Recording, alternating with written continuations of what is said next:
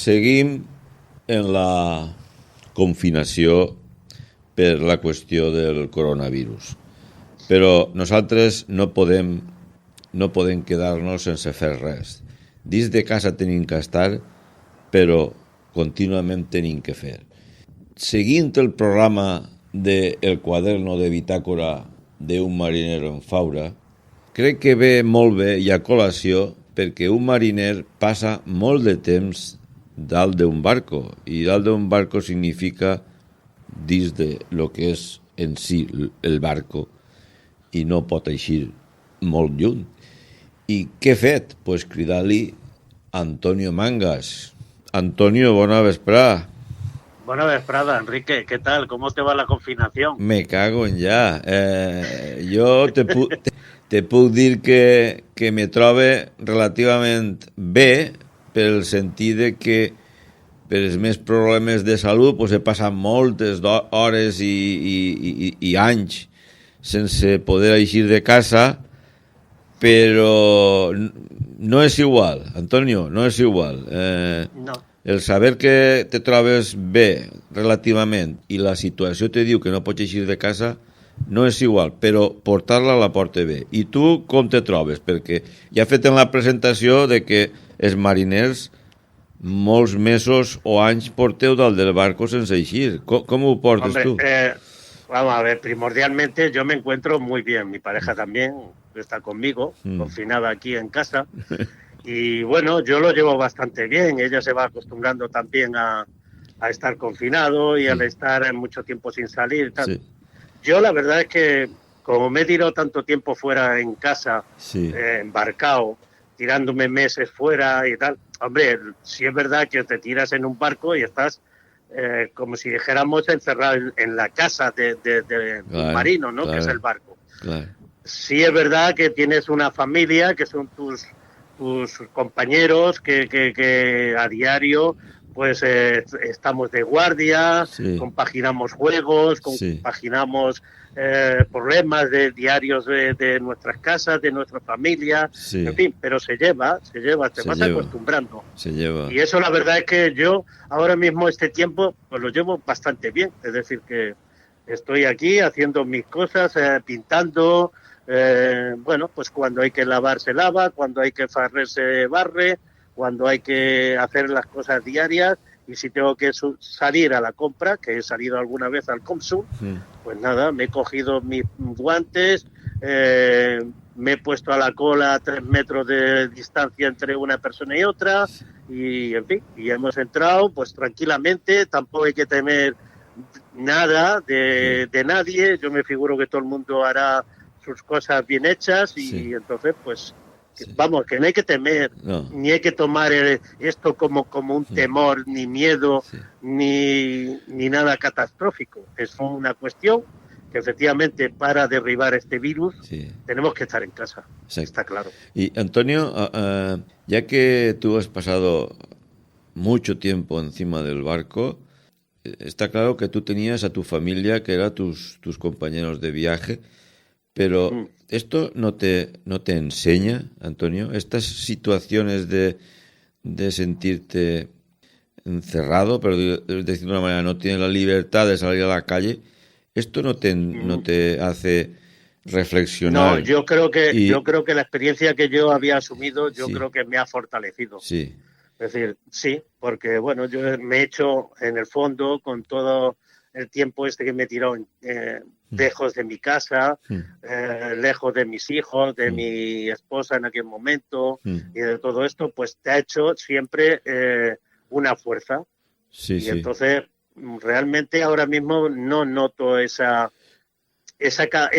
inquietud de tener que salir a la calle imperiosamente. Es decir que, hombre, se echan menos tus paseos por los naranjos de aquí de la zona, el oler cómo se huele a azahar en estos tiempos de que el naranjo está en flor. Bueno, pues se echa cosas en falta, pero vamos, pero que esto por bien, vamos, que tiene que ser así, porque si no, no hay otra forma de salir de este atolladero. No, pero no me refiero solo, Antonio, a que se pueda gestionar bien el estar en casa. Me refiero, Sí. Antonio, a que a mucha gente le puede servir para que se dé cuenta de que las pequeñas cosas son importantes, ¿me Sí. entiendes? Y ahora puede valorar más de que el simple hecho de tomarte una cerveza con un amigo no hace mucho no se daba importancia, ahora que no se puede es valorarlo. Sí, hombre, hay ¿eh? hay cosas que realmente te das cuenta que no tiene, es decir, que ahora le das valor. Claro. No sé qué comentario oía yo, que le damos valor realmente a lo que no tiene ese valor intrínseco en la vida. Claro. Y el valor es el vivir día a día, Sí, vivir sí. con tranquilidad, Sí. el poder salir, Sí. el que si te hace falta lo mínimo, es decir, estamos tirando ahora mismo yendo prácticamente a comprar lo mínimo. Sí. Te das cuenta de muchos valores Claro, que hay claro. A eso me que refería yo. efectivamente no te hacen falta. Es decir, a veces gastamos más de lo que debemos. Sí. A veces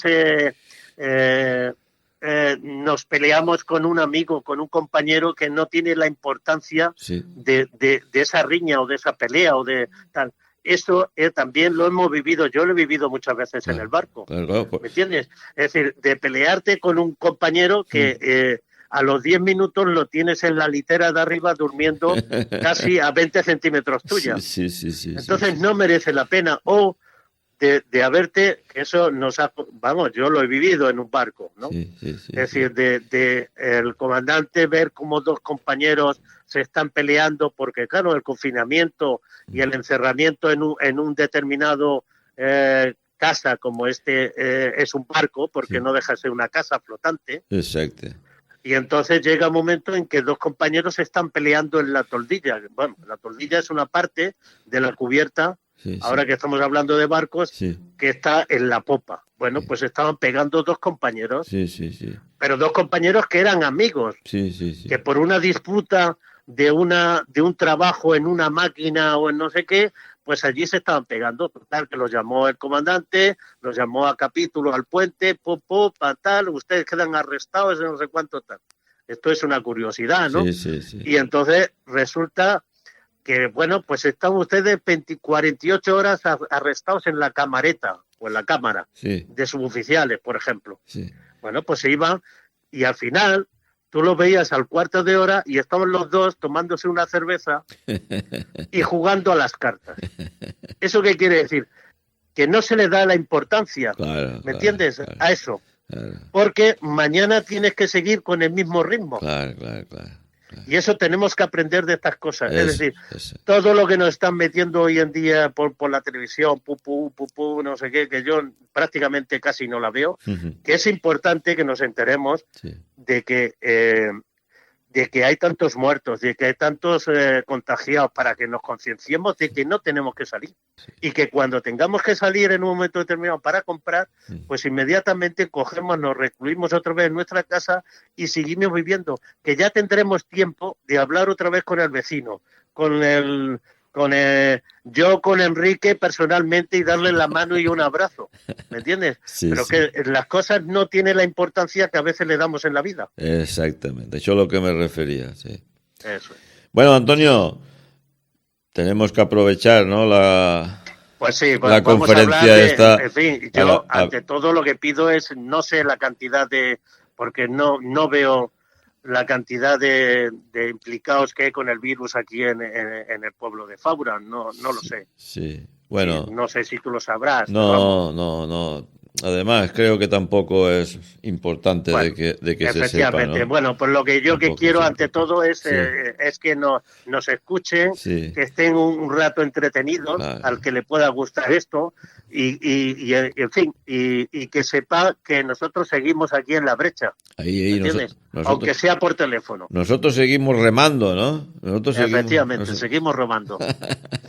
Y hoy, pues, bueno, nos queda hablar ya dijimos el otro día que estuvimos hablando de los griegos, y hoy vamos a hablar de un pueblo que ya viene de los fenicios, como son los cartagineses. Entonces vamos a hablar de Cartago y su poderío naval. Muy poderosos fueron, ¿eh, Antonio? Sí. Es fueron poderosos porque además él, ya veremos aquí por qué vino ese poderío y a qué se motivó, ¿no? Entonces, pero fue realmente, le disputó mucho el Mediterráneo a Roma. Y, Más que ya lo dijimos en la anterior intervención, que los griegos se dedicaron más a su cultura, sí, y las guerras internas que tenía entre los varios pueblos que tenía Grecia en sí, sí, sus etnias que tenía, y entonces ellos se dedicaron más a eso. No quiere decir que no expandiera un poquito su territorio, pues sí. como todo el mundo se aprovecha en un momento determinado, ¿no? Sí. De flojedad del adversario y del enemigo, Sí, sí. pero realmente no fueron conquistadores los griegos. No. Y sin embargo, los fenicios sí. Los fenicios sí. Y entonces dentro de los fenicios, como vamos a ver, él creó una urbe que fue luego el poderío naval de los fenicios cuando desaparecieron, que fue Cartago. Fue Cartago. Entonces yo quiero comenzar como Cartago sí. y su poderío naval. Y de Cartago, sí. como ya hemos hablado en el capítulo dedicados a los fenicios, este fue un pueblo que se extendió entre el norte de África en el año 814 a.C. y fue fundada la ciudad por la princesa Dido. Dice, tras el asedio de Alejandro Magno, sometió a Tiro, que era la antigua ciudad, si te recordarás, de Fenicia, sí, sí. en el 332 a.C. y que duró aproximadamente 6 meses, destruyendo parte de la ciudad. Uy. Este hecho motivó la huida masiva de la población hacia Cartago y otras colonias que tenían, pero sobre todo hacia Cartago, era la ciudad más importante que tenía en el Mediterráneo. De esta forma, Cartago se erigió como potestad defensora y comercial del resto de colonias fenicias en África, Sicilia, Córcega y de la península ibérica. Dice que la ciudad de Cartago estaba situada en una península entre el Golfo y el lago de Túnez, una ciudad protegida por murallas de 25 metros de altura y 10 metros de ancho. Joder. Ojito, ¿eh? ¿10 metros de ancho? Sí, 10 metros de ancho tenía. Sí, claro. Y 25 de altura, que hoy estamos hablando cuando hay separaciones por ahí en Melilla y lo que quiere hacer Trump con los mexicanos y tal, 25 metros de altura son muchos metros. Uy, son lo menos 10 plantas, un edificio de 10 plantas. Pues así estaba. Casi, sí.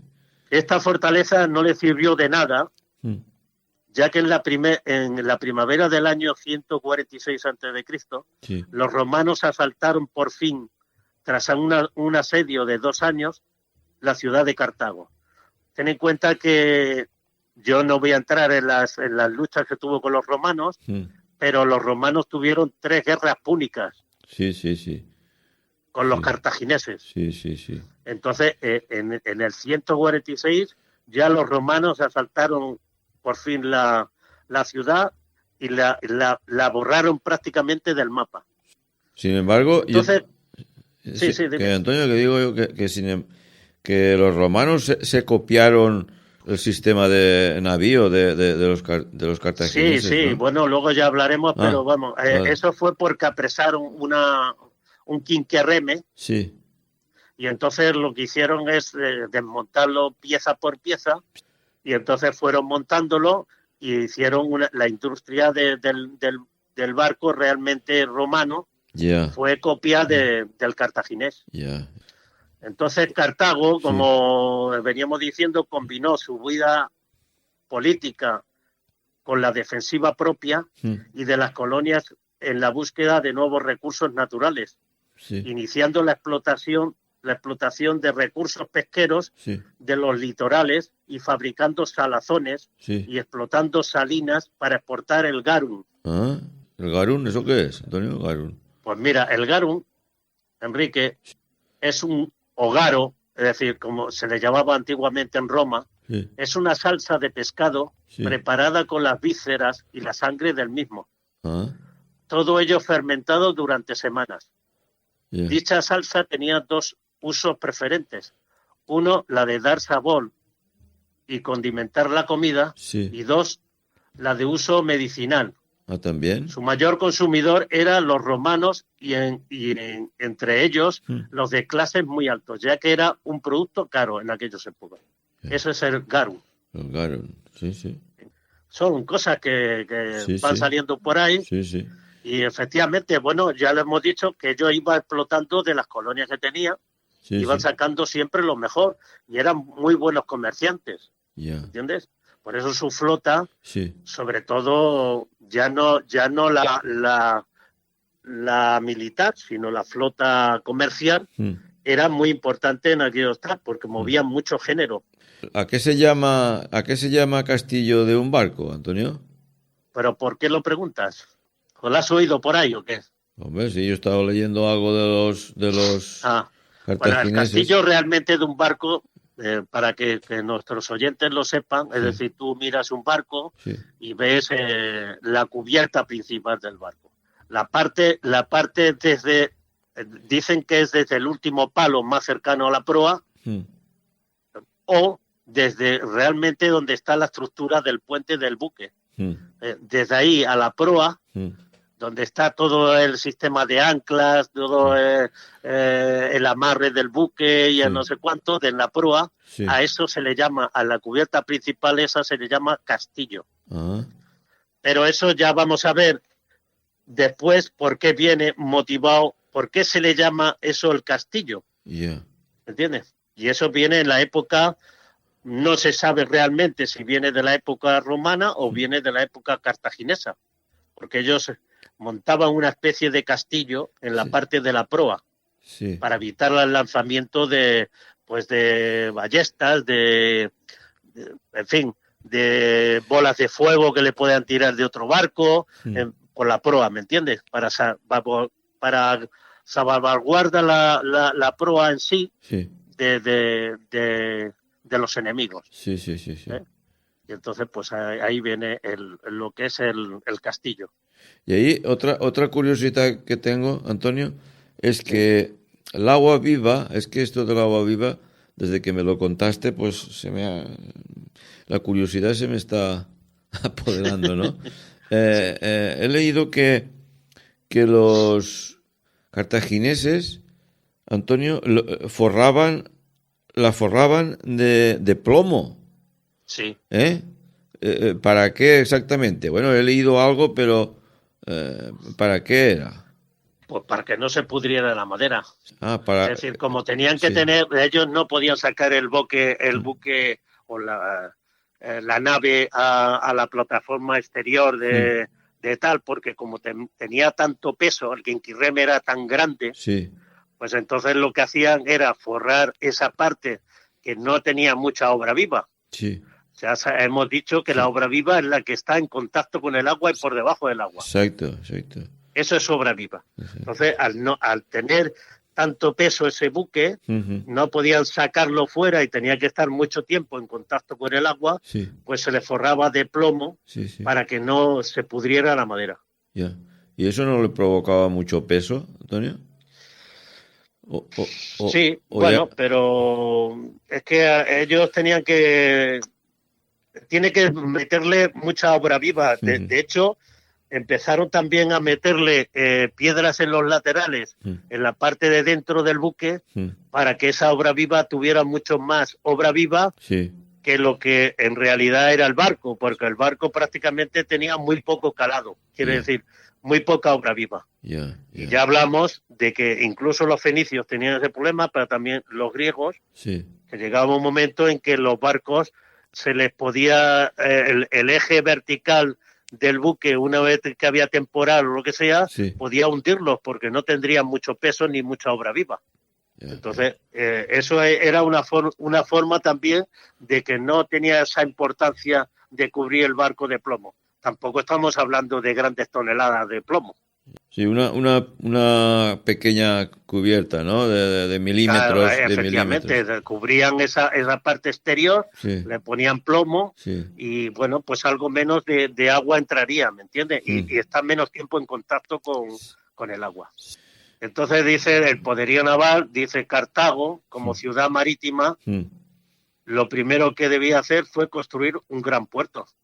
Toda marina tiene que tener un gran puerto donde tener la flota, ¿no? Sí, sí. Entonces construyó un gran puerto comercial, ya que el comercio fue, como ya hemos visto, muy importante, tanto para los fenicios primero como para los cartagineses después, Sí. pero también era muy importante tener un gran puerto militar donde alojar su gran flota armada. Entonces los puertos de Cartago estaban dispuestos de tal forma que los navíos podían pasar de un lado a otro, tanto en el comercial como tal, desde el mar, y desde el mar entraban por un canal de 21 metros de anchura y unas dársenas rodeadas de fortificaciones, como ya hemos dicho, Sí. las cuales se cerraban con una gran cadena de hierro. Eso es lo que cerraba el puerto Sí. de Cartago. El puerto militar era una forma circular y albergaba en su interior una isla circular en la que estaba la sede del almirantazgo. Es decir, donde estaba el almirante de la flota, donde estaba el capitán general de esa flota. Sí. Ahí vivía, ¿sabes? Sí, sí, sí. Este puerto podía albergar entre 200 barcos de guerra con un total de 170 diques rodeando a ese círculo. El puerto civil o mercante era rectangular y estaba provisto de numerosos amarres.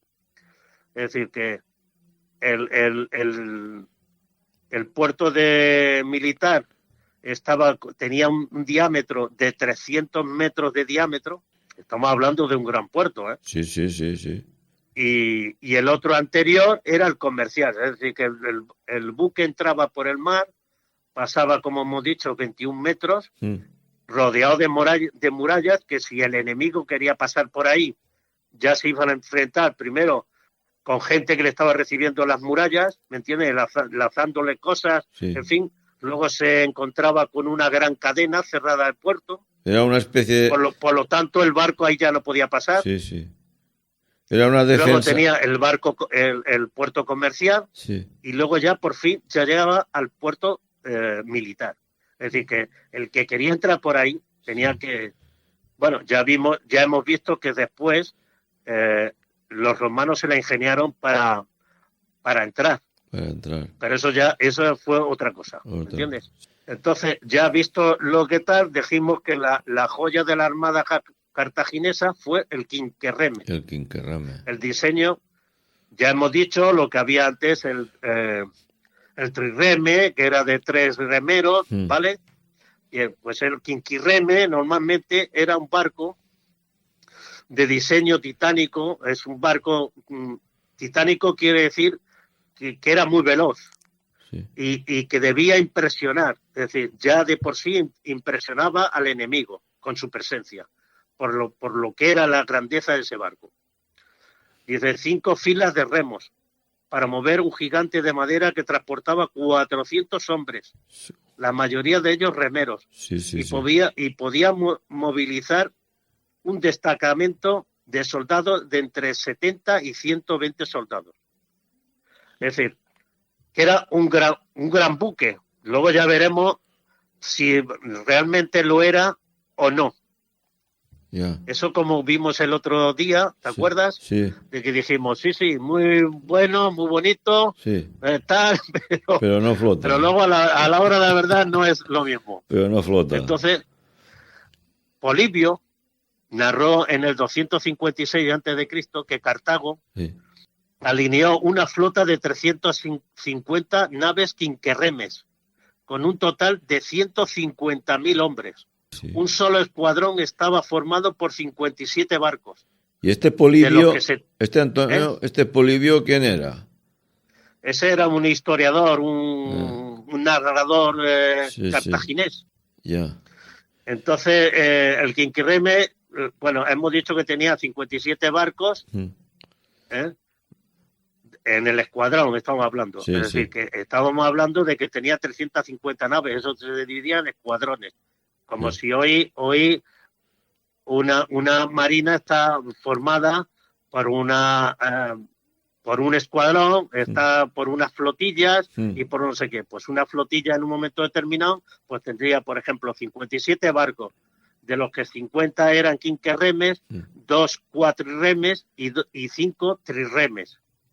Eso es lo que componía varias flotillas dentro de esa armada. Ujú. Normalmente todas las tripulaciones estaban constituidas por hombres libres, procedentes de clases sociales, más Yeah. bien bajas. Sí, sí, La sí. motivación de dichas dotaciones era, por supuesto, económica, Mm. y por ello recibían un sueldo. Para los oficiales del barco, el uso de prisioneros o esclavos era un motivo de, ¿cómo diría yo?, de que no se fiaban, ¿me entiendes? Yeah. No era bien visto por la gente. Entonces, era motivo de creencia de que se ponían a la nave en un peligro Yeah. y que podían boicotear Sí. el funcionamiento de la misma. Sí, sí, Y en sí. una situación crítica de abordaje o de guerra, Mm. se verían en una dificultad extrema. Entonces, no eran bien vistos, no ya solamente por los oficiales, era por la tripulación en sí, es decir, tener ahí a un prisionero, tener Sí. a un esclavo, los podría poner en peligro en cualquier momento. Entonces, ¿Y qué hacía? normalmente antes de embarcar, Sí. si era esclavo, le daban no sé si en aquellos tiempos el papel de que ya no era esclavo o tal. Bueno, la cuestión es que lo sacaban de la esclavitud y entonces cuando lo embarcaban, pero mientras no. No lo tiraban al agua, ¿no? No, porque vamos a ver, es que si para los oficiales de tal ya no les interesaba, por lo tanto ya no montaban o no embarcaban en el barco. Bueno, normalmente los marinos decimos embarcar, Yeah. Yeah. ¿eh? No decimos subir, ni entrar, Yeah. ni tal, sino embarcamos y desembarcamos del barco. Ya. Vale. Son palabras que utilizamos. Sí, sí. Y entonces, si tenían que coger los esclavos, pues los elegían ya normalmente liberados Ujú. antes de zarpar de la navegación. Yeah. Sin embargo, para que tú veas una contrariedad, sin embargo, el ejército cartaginés, Mm. por ejemplo, Aníbal, Sí. que si recordarás por los tiempos de tal, De las Aníbal, batallas. sí, fue un gran guerrero Sí. y fue cartaginés. Ujú. Bueno, pues la mayoría de su gente, pues reclutaban mercenarios y esclavos liberados. Es decir, no le importaba, es decir, bueno, pues él lo mandaba a la guerra y sabe ser quien pueda, ¿me entiendes? Sí, sí. Pero sin embargo es que en la armada en un momento determinado un señor de estos se te ponía tal, tenía que darle al remo, le daba al revés, la dotación, Sí. el barco se paraba, no sé cuánto, en una situación de guerra eso no puede ser, ¿me entiendes? No se fiaba. No se fiaba. Y entonces, pues bueno, vamos a hablar de lo que es el quinquerreme. Quinquerreme, este tipo de navío representaba una evolución de los tres remes anteriormente utilizados y estaba formado básicamente de madera de arce. Sí. Las cuadernas eran de roble y las planchas del tablazón, Sí. dijimos que el tablazón es lo que cubría tanto el interior como el exterior Mm. del buque. Sí, Esas eran de pino. Por lo tanto, el pino, vamos a ver, se abomba y se tal, pero si tú lo proteges del agua te resistirá mucho más. No es una no es una madera noble como puede ser el roble o el arce o tal, ¿me entiendes? Sí. Entonces la obra viva estaba forrada de plomo, como tú has dicho antes, Sí. en la madera en la parte de la obra viva del buque. Ya. Las cuadernas llevaban grabadas las marcas del constructor. Sí. Prueba palpable de que el buque se hacían en serie estos buques y en grandes cantidades. Habrían varios Todo constructores, prefabricado. ¿no, Antonio? ¿Eh? Que habría varios constructores al mismo tiempo, ¿no? Hombre, yo me figuro, sí, bueno, pero como todo, Cada yo me uno. figuro que habría el arquitecto jefe o el no sé qué, el ingeniero jefe, Sí. que en un momento determinado diría, pues este tipo de barco, esto hay que hacerlo tal, con los planos y no sé cuánto. Yeah. Y tú te das cuenta cómo iban ensamblando, Uh-huh. es decir, esto iban con una especie de los tablones, llevaban unos entrantes, llevaban unas espigas, a esa espiga se le añadía otro tablón, y las espigas normalmente llevaban, en los tablones llevaban unos pasantes, y ahí le metían pues otro pasador, ¿no? Bueno, pues eso es decir, que todo era prefabricado, esto ya iba en serie, estos barcos. Por eso ya llegaron a tener muchas naves. Ya que Ikea ya existía. Ya existía con los cartagineses, el Ikea. Entonces, bueno, estamos, como hemos dicho, que estamos ensamblados, Sí. y esta nave constituía la espina dorsal de la Marina cartaginesa. Tripulación, como hemos dicho, 420 hombres, 120 soldados aproximadamente que colocaban sus escudos en los laterales para darle más realce a la nave. Sí, sí. Y para decir, bueno, pues aquí estamos nosotros, 300 marineros, de los cuales 270 eran remeros, todos los demás pues eran engrasadores de tal, Sí. los que llevaban los arqueros. Para proteger al oficial del buque. Sería sería, Antonio, una imagen espectacular, verlos venir, sí, ¿no? Sí, ya, la verdad es que Sí. tiene que ser. Hombre, yo he visto fotos de tal, bueno, no se han visto porque realmente Cartaginés solamente se ha sacado un trirreme cartaginés de los arqueólogos que han visto, arqueólogos marinos que han sacado tal restos, y eso pues han ido pues viendo lo que era la historia, cómo se hacían los buques y tal.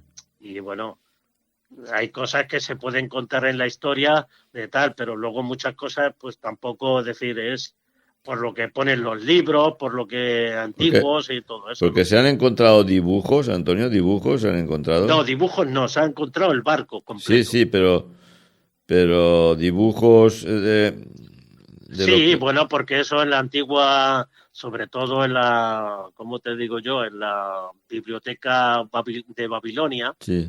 Esa fue de las bibliotecas más importantes que hubo en el mundo.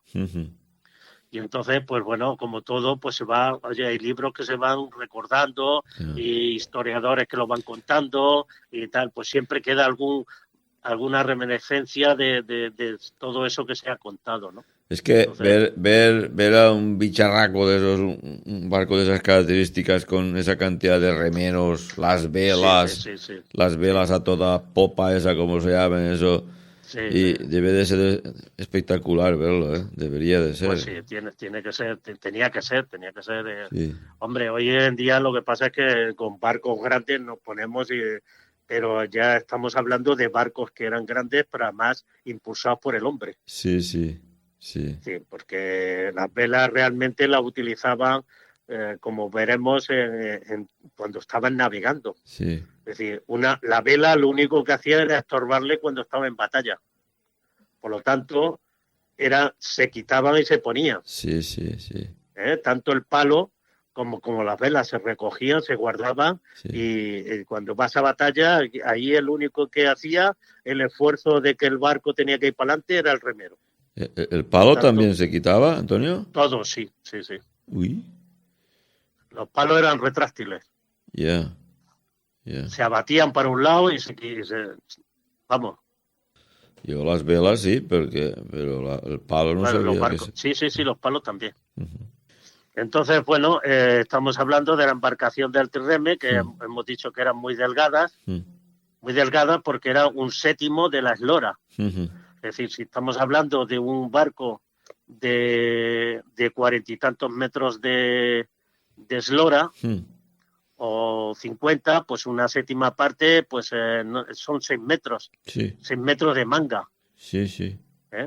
Entonces, ahí tenía, tú fíjate la cantidad de gente que hemos dicho que iba en ese barco. Madre mía, sí. Pues tenían que ir confinados ahí, vamos a ver. Como las sardinas. Como las sardinas, efectivamente. Sí. Entonces la popa era igual que la proa del mercante, era más bien redondita, no sé cuánto, pero la proa era diferente, ya que llevaba un espolón reforzado de bronce, con el objeto de penetrarse en las naves enemigas. Ya vimos que eso también lo tenía los barcos fenicios y también los griegos. Entonces, son copias de tal.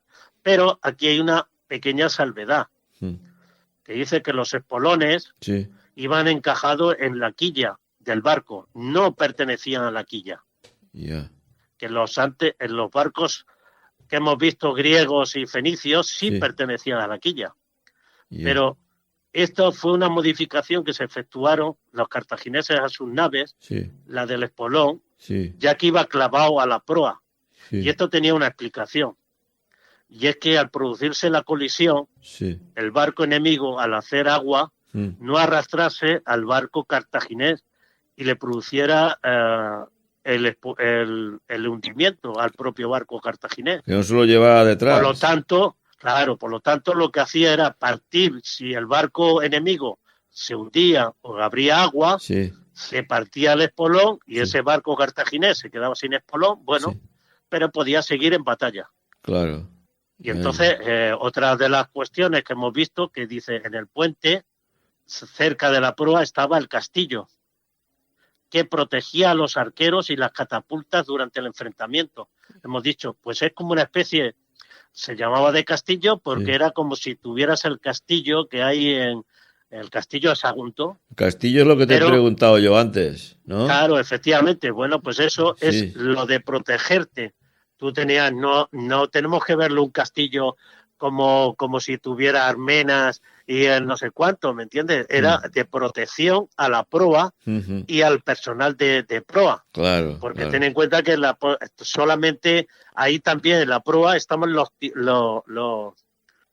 que protegían al oficial o Claro. a la gente que realmente gobernaba el buque. Claro, Estaba en la claro, proa, claro. ¿eh? Y entonces pues ahí se tenían que protegerlo. Entonces ponían como una especie de castillo Sí. para proteger a los arqueros y a las catapultas que tenían ellos Sí, para sí. poder avanzar en el enfrentamiento. Luego en la popa estaba también un entoldado de cuero Sí. y dos grandes remos que servían de timones. Ahí había dos timoneles, Dos timones. que son los que movían, pues queremos que el buque vaya a estribor Sí. o a babor, Sí. pues a través del timón Sí. de esas personas con unos timoneles que son remos diferentes a los del el remo en sí, Sí. Sí. Sí. pues eso iban dirigiendo el barco para la batalla. Que llevaba el Dice un volante, como dice, una especie de volante, el volante del coche.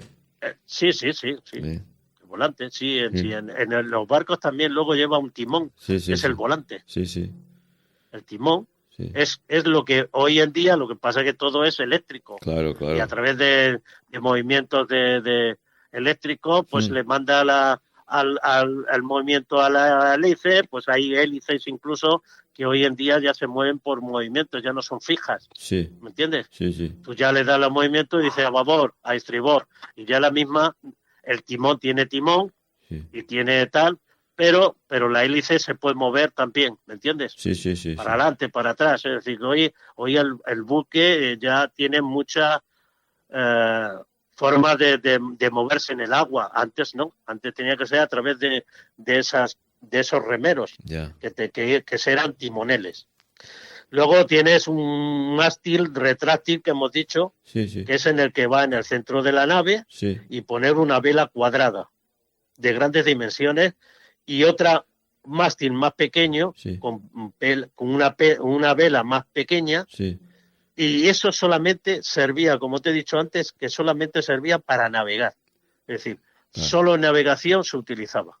Estos mástiles y velas solo solían ponerse tal como te he dicho. Entonces, el quinquirreme tenía un problema. Mucha nave, como yo dijimos en el anterior capítulo de hace unos días, Sí. tenía un problema. ¿Y qué es el problema? Pues que tenía una larga eslora con muy poca obra viva. Muy Y poco. existía un riesgo de partirse por el centro de la eslora. Ya los constructores, en aquel momento, que no sabemos si fueron realmente los griegos o los cartagineses, porque están mirando por ahí y nadie me suele decir que fueran, hay cosas que dicen que son los griegos y tal, pero bueno, en aquel tiempo le llamamos hipozomata. Uy. Eso que Sí. parece que un virus más, eso parece otro Sí, virus. Y es pues, un virus más, sí. ¿eso qué es? Entonces dice lo que pone que el hipozomata sí. es un artilugio dispositivo que no es otra cosa que un cabo que refuerza la nave de proa a popa o bordeando toda la nave de babor a estribor, y eso lo que hacía era tensar el barco. Ah, Tensaban el barco sí. de esa manera para que es las fuerzas que realmente de quebranto o barrufo de la nave, que todas las naves lo tienen, no resintiera esa nave. Yeah. Muy bien. Y entonces tú me dirás, bueno, ¿y eso de el arrufo y eso que me estás contando aquí, eso qué es? ¿No? Pues, Sí. pues mira, el arrufo es el esfuerzo al que está sometido el buque cuando su popa y su proa flotan en sendas olas. Quiere decir que hay un vacío entre la ola grande y otra ola, hay un vacío en el interior del barco. Sí. Hay un vacío, hay un valle que se puede pasar por debajo, ¿me entiendes? Sí. Y entonces el barco, su obra de flotación, se queda al vacío. Sí. Hay una fuerza, tanto del buque, que lo que hace es empujar, porque el poder de atracción de la Tierra empuja todo para abajo, por la fuerza. Sí, sí. Entonces hay una fuerza del propio buque que lo que hace es que en un momento determinado esos buques podían resentirse y partirse por la mitad. Y luego, sin embargo, tienes la otra parte que dice el quebranto. Pues es el esfuerzo diferente, es el que está sometido el buque cuando su centro de gravedad se queda suspendido en la cresta de la ola, con la proa y la popa al aire, al revés. Es decir, la parte interior, el centro del buque, se queda en la parte alta de la ola, de la gran ola, y la proa y la popa se quedan al aire. Entonces, las fuerzas que hacen que pueda partir tanto por proa como por popa. Y entonces eso solucionaba parte de ese problema, lo solucionaba con el hipósomata, que es con el cable, el apretar esas cuerdas y que el barco fuera más fuerte, más recogido. Sí. Y bueno, pues esto es así, grosso modo lo que... Pero ahí, Antonio, lo poderosos que fueron, y en las guerras estas de púnicas, las 300 naves, 350 naves, los romanos, ¿cómo se hicieron con ellos? Bueno, no se hicieron realmente. Lo que pasa es que ellos no tuvieron... Los romanos en ese momento también estaban ya hartos de... Porque al principio todos los cartagineses y los romanos no se llevaban mal, ¿me entiendes? Entonces, por disputas de unas cosas y de otras, pues tuvieron sus pequeñas guerras, pero en eso siempre los cartagineses salieron ganando. Entonces, la tercera guerra púnica realmente los romanos no la hicieron ya por mar. Claro. Es que ya estaban escarmentados, entonces no le hicieron por mar. Entonces, lo que pasa es que lo hicieron de forma que los pillaron de improviso, y cuando se dieron cuenta ya tenían a los romanos encima y ya no pudieron salvar nada. Es decir, que está claro, es cuando les metió mano, pero bueno, eso ya lo contaremos la próxima vez que vengamos con los romanos. Eso ya lo contaremos. Pero vamos, realmente siempre dijimos desde el principio, y es así, es decir, que realmente la marina más importante que hubo en fue los fenicios. Sí, por eso Lo que pasa es que hijos de los fenicios eran los cartagineses. Claro, por eso te he hecho la pregunta esa de lo poderosos que eran todos fenicios y luego cartagineses que perdieran la guerra contra los romanos. Pero bueno, es que muchas veces las guerras se pierden de unas maneras que a lo mejor son imprevistas. No es por la cuestión de gente que tú mandes, ni por... No sé. ¿Qué quieres que te diga? Llega un momento en que dices, uy, es que no sé cuánto, es que los alemanes quisieron llegar a Leningrado. Pero ¿por qué no llegaron a Leningrado? Porque ¿con qué se encontraron los alemanes en Leningrado?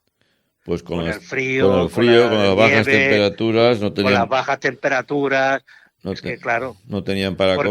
¿Por qué no se hicieron los americanos en Corea y en Vietnam? En el Vietnam. Sí, Pues en el Vietnam no se hicieron porque no conocían el terreno. claro. Sin embargo, los vietnamitas sí lo conocían. Y el poderío naval y de humano que tenían los Estados Unidos ya lo tienen ahora, pero ya lo tenían antes, y tú no puedes compararlo con los vietnamitas, pero sin embargo no tuvieron narices a meterle mano. Exacto. Es decir, que tiene que ver mucho en las guerras, tiene que Mm, ver el medio en el que te estés moviendo. Està clar.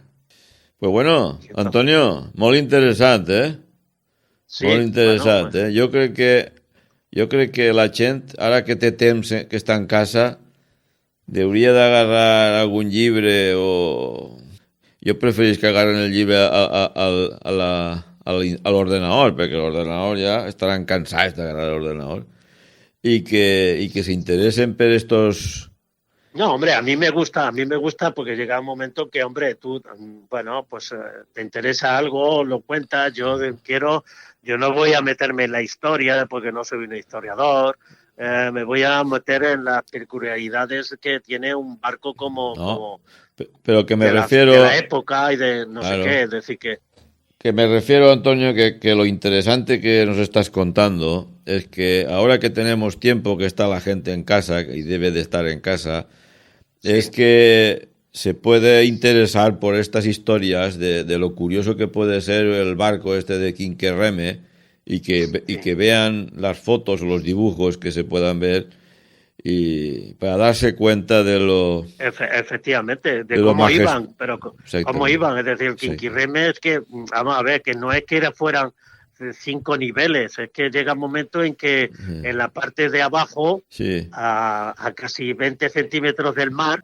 estamos hablando, prácticamente estaba el tío metido en el agua, sí, como quien sí, dice, sí, que sí. estaba el primer remero, Sí, sí, sí, sí. ¿me entiendes? Sí. Y luego había otros 2 remeros en la parte de arriba, Sí, 2 más, sí. y otros 2 más. No es que hubiera 5 filas de remeros que tal. Entonces, sí es verdad que era curioso ver cómo tres remos a la vez se movían en diferentes alturas. Exacto. Sí, eso hay que estudiarlo, porque eso no era tan fácil. Ingeniería pura. Efectivamente. Antonio. Llega un momento que Bueno, eso es la lo primera importante. y la primera línea, que a los que estaban a 20 centímetros del nivel del agua, esos no pensarían que no suba la marea, que la cagaremos, ¿no? ¿O qué? Eso No, diría... sí, y entraría agua y entraría tal, ¿me entiendes? Sí. El remo me figuro que iría bastante bien reforzado, Sí. pues con cuero o lo que sea para que el agua no entrara.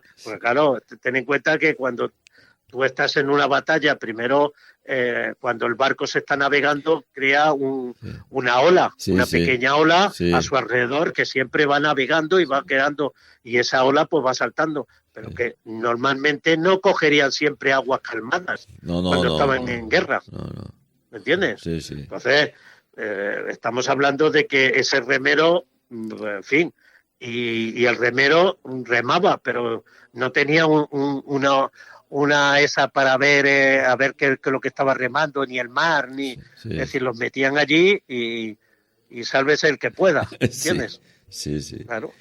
Bueno, pues muy interesante lo que nos has contado, ¿eh? Bueno, me alegro. Sí, sí, sí, muy interesante. Y seguimos en contacto, Enrique. Cuídate mucho en este confinamiento, que esto... Sí. Yo creo que nos iremos a mayo. Yo me cuido, ¿eh? Lo que pasa es que ya sabes que el virus este no se ve y a lo mejor por eso. te pilla de sorpresa, ¿sabes? Y te se mete por algún agujero que otro, pero bueno. Yo creo que primero que tenemos que ser consecuentes, creo que este pueblo lo es, sí, por lo que estoy viendo, y creo que se están haciendo las cosas bien, y bueno, yo no sé lo que pueda haber aquí y tal, pero que nos tenemos que seguir como estamos. Y además agradezco a todo el pueblo de Faura, que realmente yo lo veo aquí cuando salimos a las 8 de la tarde, salimos a nuestras ventanas y a nuestros balcones y aplaudimos y tal por todo el sistema de enfermería, de médicos, de gente que nos cuida. Bueno, Antonio, que lo paséis lo mejor posible y cuidaros, ¿eh?